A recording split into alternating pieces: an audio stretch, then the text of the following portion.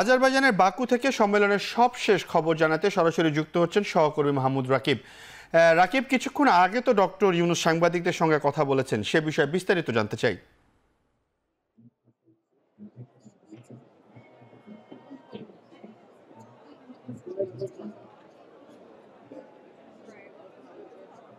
মূলত তিনি বাকুতে যে জলবায়ু সম্মেলন চলছে তার বাংলাদেশ প্যাভিলিয়নে বসে বাংলাদেশ থেকে আসা যারা পরিবেশ বিজ্ঞানী জলবায়ু বিশেষজ্ঞ রয়েছে তাদের সাথে কথা বলছিলেন।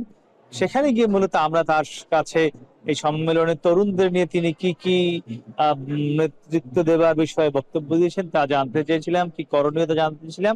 তো তখন তিনি যে বিষয়গুলো বলেছেন তার মধ্যে প্রথম যেটি ছিল, তিনি বলছিলেন যে তিনি যে পরিবেশ রক্ষার জন্য আজকে ভাষণে নতুন একটি তত্ত্ব দিয়েছেন, 3-0 তত্ত্ব, যেটাকে বলা হচ্ছে জীবন তত্ত্ব।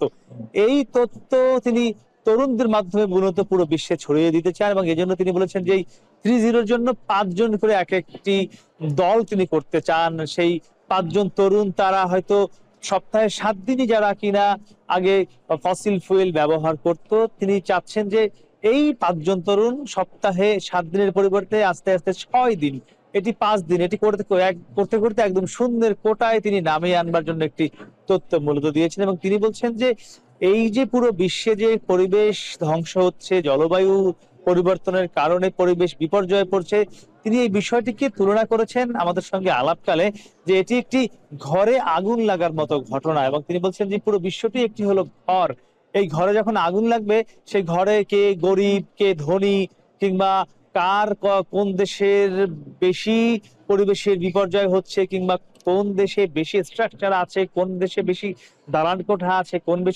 দেশে গাছ কম আছে, এটি কিন্তু আর তখন দেখবে না। পরিবেশ পরিবেশ কিন্তু পুরো বিশ্বকেই তখন ধ্বংস করে দিবে।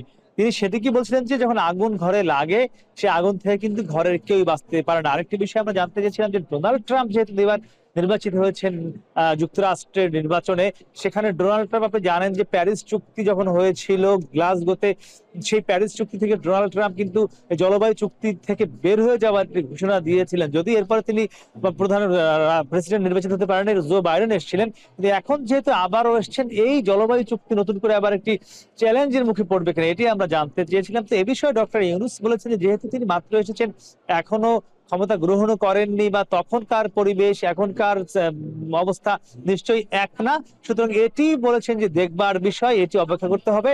তবে সর্বাগ্রে তিনি বলেছেন এই পুরো বিশ্বকে আগুনের হাত থেকে বাঁচাতে হলে তরুণদের নেতৃত্ব দিতে হবে, এবং সেটি এখন থেকে শুরু করবার জন্য তিনি পুরো বিশ্বকে সাংবাদিকদের মাধ্যমে আমাদের সঙ্গে আলাপকালে আহ্বান জানিয়েছেন। তো আমার কাছে এই ছিল সবশেষ। আজারবাইজানের বাকু থেকে সম্মেলনের সবশেষ খবর জানাতে যুক্ত ছিলেন আমাদের সহকর্মী মাহমুদ রাকিব।